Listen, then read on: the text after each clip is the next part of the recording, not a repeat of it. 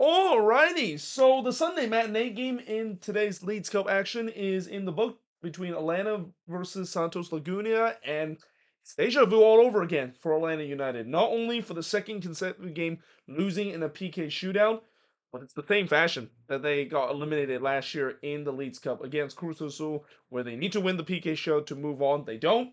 In this game, they need to win this PK show against Santos Laguna after it was 0-0 for 90 minutes and they don't do it. And honestly, they have no one to blame but themselves in terms of the fact that this game was kind of the opposite of the last game, where the last game they were very good on the attack, but they can't defend to save their lives. This game they were very good in terms of defensive end, but then on the attack, man, it was pretty bad when it considered all things. But anyway, in the first half, once again a very empty MBS, even though for a Sunday matinee game, again that's partially due to the fact that Atlanta fans, of course, are protesting in terms of the Leagues Cup, and also the fact that after you watch how Atlanta has been playing really for these last couple of months, I don't blame the fact that some of the Five Stripe fan doesn't attend this game, and I also won't blame the fact that they won't be attending some of the other home games remaining for the rest of the season. Even though I know Atlanta is still in the playoff race, but yeah, again, this game kind of sums up how bad things have gone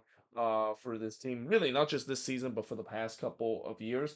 The first shot of the game did see Medina hits it right to Kohan after just a bad giveaway for from Atlanta. Both of these teams, they had moments in the final third, I thought, but they weren't being very clinical in terms of the final third plate. Acevedo then denied Locjanidze from the free kick before Silver missed high from long range as Atlanta started to get some good chances. And really, this is kind of the only time I thought throughout the whole game that they put a little bit of a sustained pressure, looking to try to get the opener. Lozano then blasted high from long range. The shots were only 4-2 for Santos 30 minutes into this game as Atlanta continued to look anemic on the attack. Acevedo then denied Silva from long range, but we do head to halftime scoreless between both of these teams. By the way, this is a game that if you're a neutral watching this game, yeah, I gotta say this was not really one of the more enjoyable game to watch as a neutral, and it's not just because of the lack of goals, but it just kind of sense that you see both of these teams that have kind of struggled to score goals. I mean, I know throughout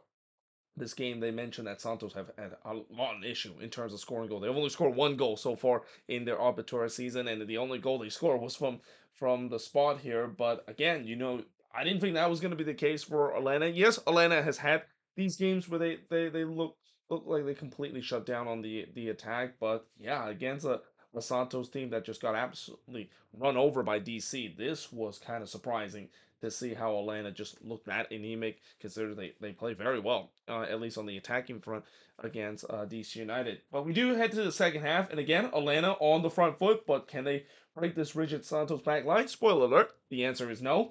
Cohan would then deny Sordo from long range, and then we had some tempers flare between both of these teams because it's almost guaranteed that every time when there's an MLS versus Liga MX game, there's going to be at least one moment where there's going to be some tempers flare. But then there was two red cards that was shown by both toward Lozano and Silva, and I gotta say, they didn't really show like the replay of it, but even without the replay, I was kind of surprised that there was a red card. And when they show the replay, I mean, I just don't see anything that you can throw in a red card. I mean, there was definitely it was pretty clear that both of these guys were kind of holding each other's jerseys and stuff like that. But that's always happened in a coming together. And if anything, that looked more like a yellow card rather than just a double red card. So they go to VAR to see if that was indeed the case, and it was. I mean, it wasn't even close. I think the referee might have been a little bit too trigger happy in terms of pulling the red card. So yeah, VAR corrected him. Both of them were downgrade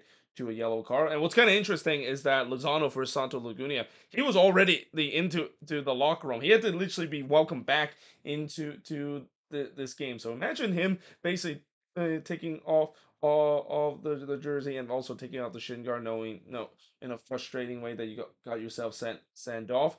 And now basically just told that, yeah, now you can come back on the pitch because the referee made a mistake there. So that being said, in the 61st minute, Lobjanidze hits one into the side netting on the free kick. By the way, in that during that scrimmage, John De Silva actually didn't get himself off the pitch. Though again, there was a lot of confusion there. I think in terms of who actually got the red card. I mean, originally it was pretty clear that Lozano got the red card, but we didn't know who was the other Atlanta player that, of course, got the red card. So as I said, Lobjanidze would hit one into the side netting on the free kick. Acevedo then denied Lobjanidze on the header, and this was probably the best chance that Atlanta has had because Lobjanidze had a good chance here on the header, but Acevedo, how many times we have said that he's been big for Santos throughout the years, making a big save here. And also I feel like this is a one goal game, or it's gonna go to PK, knowing virtually this is an elimination game for both of these teams. Amane then puts one right to Kohan as the shots were 8-10 for Santos up to this point as we head to the last 10 minutes. And really, as the time winds down, it just feels like neither of these teams really were able to create too much of chances and create that one moment of magic to win this game. And it feels like maybe you start to see complacency, the fact that, yeah, we're getting to that period. You usually see this in an elimination game when we're getting to that period where let's just take our chances in terms of PK and let's not lose in a heartbreaking fashion. Though TRA did had the last chance of the game, he rounded the keeper here, but unfortunately lost his angle as he was rounding Acevedo and he puts it into the side netting. So yeah, we go to the PK shootout as this game ends in a scoreless draw.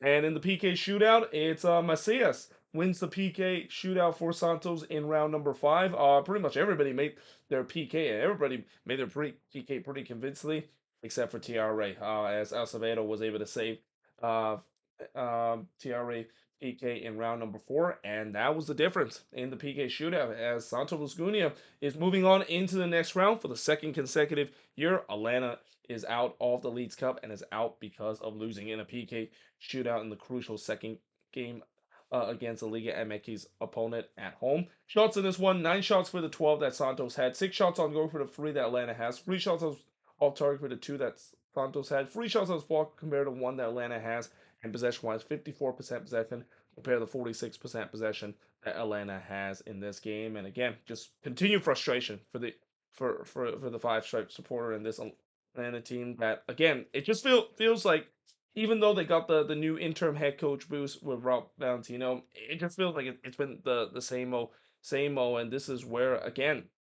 this is maybe started to become an internal issue in the front office problem. And again, I am really surprised that Carlos Bocanegra is still the front office of this team. I would not be surprised if Atlanta, once they do go back to league play, if they do not make it to the playoffs this season, Bocanegra's got to go. I mean, he's got to go. There's no way in the world he should be allowed to still be with this team. And I know they are, of course, getting some reinforcement in the last couple of months, and we'll see how that's going to look like as they head into the stretch run. But yeah, it's been nothing but disappointment for this Atlanta team, and it feels like it's been a norm for this team for the past couple of years, and now even in once again in this Leagues Cup too. And I would say that this one hurts even more than last year because last year, yes, they were within 2 teams that are relatively good. I mean, Inter Miami was a team that has that Messi mania, and eventually they went on to win the whole competition. But Cruz Azul was also a pretty tough team, and unfortunately they lose out of it. This year they had the likes of DC and Santos, 2 teams that one is also not doing very well in the Eastern Conference, and another team in Santos that just simply can't score. So the fact that they still cannot get out of the group out of this, yeah, there's got to be a lot of soul searching that's gonna have to make in these next couple of weeks to gather themselves into a playoff run. Because again, if this team does not make it to the playoffs this season, there has to be changes. You got to say not just in terms of maybe in terms of getting a head coach, but also in terms of the front office itself. But there you have it. That is pretty much it in terms of this review of this only matinee game between Atlanta versus Santos Laguna in this Leagues Cup. I think this is the only group stage game that is kind of a matinee action, as we're gonna once again get a pretty busy night on Sunday. I think there's gonna be 6 more games that's gonna happen, and there's gonna be a couple more games that will be feeling like this, where elimination is on the line for some of these teams. But yeah, hope you guys enjoyed this video. If you do, make sure you like, smash the subscribe button, and yeah, I of course will see you guys next time.